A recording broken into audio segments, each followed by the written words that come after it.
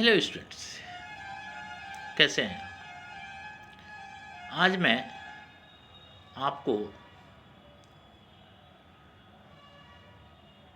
Maslow need hierarchy theory का previous video में 2 point पर डिस्कस किया गया था, physiological needs and safety and security. After that social needs, third point है इसका सोशल नीड्स। जब कोई भी व्यक्ति अपनी बेसिक नीड को फुलफिल कर लेता है और इस बात से सिक्योर हो जाता है कि उसकी बेसिक नीड ऑलवेज फुलफिल होती रहेगी, तब उसका अफेक्शंस, अट्रैक्शंस और इसको एक कहते हैं कंपेंसेंशिप, जिसको संसर्ग कहते हैं, फ्रेंडशिप, इसकी नीड होती है ताकि लोग उसको जानें। एक बार जब हम अपने दोनों नीड्स को फुलफिल कर लेते हैं, सेटिस्फाइड हो जाते हैं, तब हमें सोशल इन्वायरमेंट में, सामाजिक आवश्यकताओं में एक्टिव होने की नीड आती है। और इस नीड को फुलफिल करने के लिए हम सोसाइटी के लोगों के साथ मिलना जुलना, उठना बैठना और अलग एक्टिविटीज़ यानी सोसाइटी के लिए भी हम टाइम देना शुरू करते हैं, ताकि समाज में हमारा भी एक प्लेस हो। जब हम ऑर्गेनाइजेशन के पॉइंट ऑफ व्यू से बात करते हैं तो मैनेजमेंट ग्रुप एक्टिविटीज़ को प्रायोरिटी देते हैं।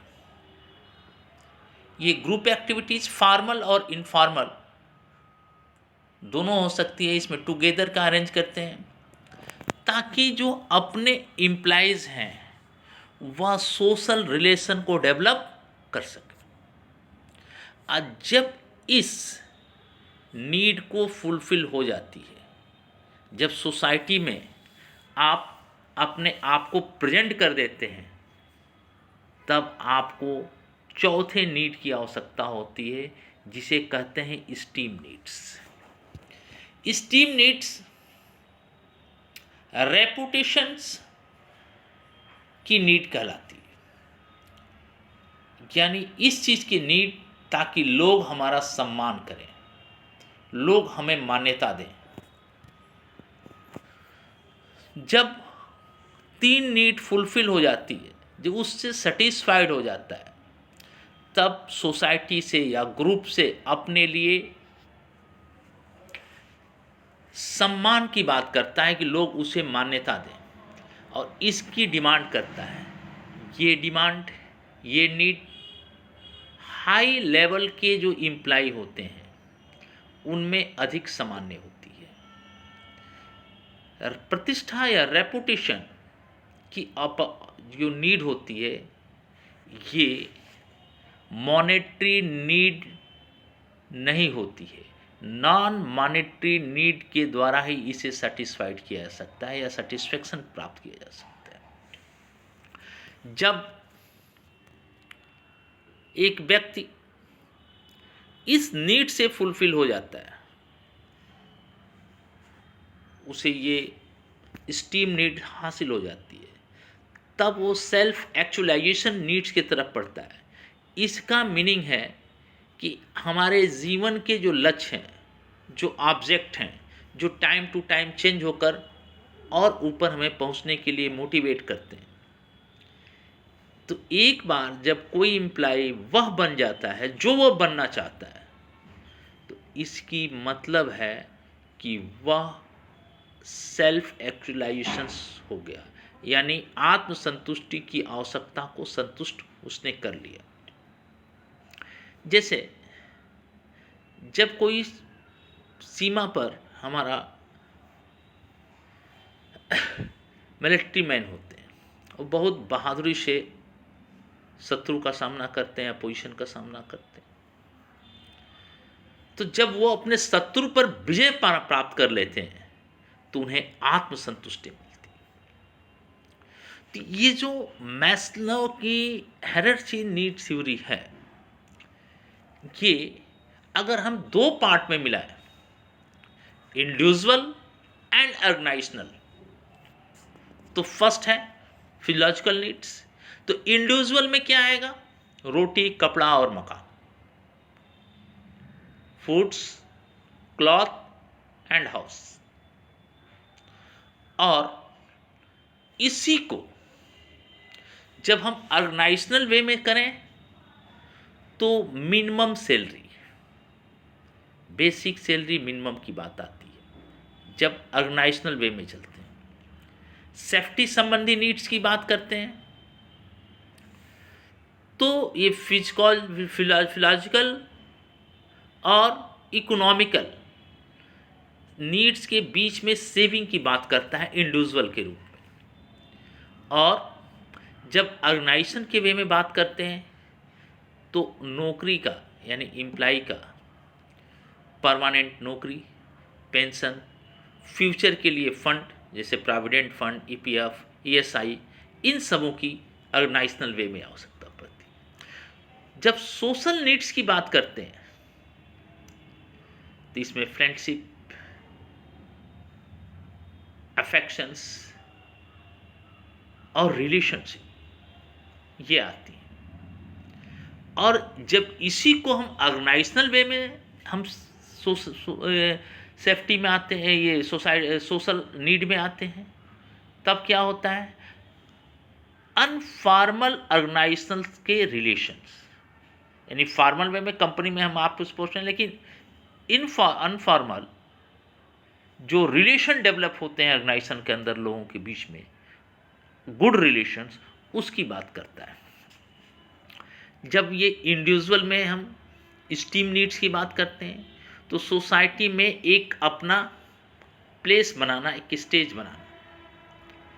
और जब ऑर्गेनाइजेशनल वे में करते हैं तो प्रमोशन, और हमारा प्रमोशन हो, उस स्टेज को प्राप्त करना। और सेल्फ एक्चुअलाइजेशन की नीड में जब वो आ जाता है, सब कुछ कर लेता है, चारों पॉइंट, तो आत्मसंतुष्ट हो जाता है, सेल्फ सेटिस्फाइड हो जाता है। और जब ऑर्गेनाइजेशन अपने गोल को अचीव कर लेता है ऑर्गेनाइजेशन में, तब वो सेल्फ एक्चुअलाइजेशन होता है। ये हमारे मैस्लो की थ्योरी है, जिसको हम इंडिविजुअल और ऑर्गेनाइजेशनल वे में आपको मैंने समझाया। इसके एजम्पशन क्या है? एजम्पशन है क्या? People's behaviour being affected by their needs. हाँ जी, व्यक्ति का जो बिहेव है उसके नीड पर डिपेंड करता है। ह्यूमन की नीड, उसकी ह्यूमन का जो बिहेव है वो उसकी नीड्स को अफेक्ट करता है, चेंज करता है और मोटिवेट भी करता है। जनरली जो स्टेप है, चेन है मैस्लो का, व्यक्ति अपने बिहेव में उसी के अकॉर्डिंग चेंज करता है और उसी के द्वारा सेल्फ सेटिस्फाइड होता है। अब जब हम इसकी क्रिटिसिज्म करते हैं तो क्रिटिसिज्म क्यों करते हैं? सबसे बड़ी बात यह है, if the special study is not undertaking, Maslow theory of hierarchy of the need will appear to the right. However, many researchers have opposed this theory and given their own criticisms. देखिए, अलग अलग लोगों ने इस theory को ये कर करके निकाला कि जो नीड का स्टेप बना हुआ है ये परमानेंट नहीं है, ये नीड ऊपर नीचे चेंज हो सकती है। ये ज़रूरी नहीं है कि हर कैटेगरी में केवल उसी तरह की नीड है, लेकिन कैसी नीड आएगी ये अभी किसी ने कंफर्म नहीं किया है, ना इसके बारे में कोई अपना लॉजिक दिया है। तो अगर हम कंक्लूजन पर निकलें तो above analysis show in individual has many needs। हम देखते हैं कि समानतः जो इम्प्लाइज हैं उन सभी की जो नीड है वो इसी हर व्यक्ति में लगभग इसी स्टेप से नीड फुलफिल होती है और इसी स्टेप को वो फॉलो करते हैं। लेकिन कभी कभी इस स्टेप को वो एक दो स्टेप छोड़कर, दो नीचे का फर्स्ट सेकंड स्टेप छोड़कर आगे बढ़ जाते हैं, लेकिन ऐसा एक्सेप्शनल केस में होता है। जनरली एग्जाम्पल अगर लें तो लोगों की जो फिजिकल एंड सेफ्टी नीड्स है वह सेटिस्फाइड किया ही सोशल नीड की तरफ एक्टिव हो जाते हैं। कभी कभी दूसरे सभी नीड्स की अवहेलना करते हुए, छोड़ते हुए केवल सेल्फ सेटिस्फैक्शन नीड की तरफ मूव होते हैं।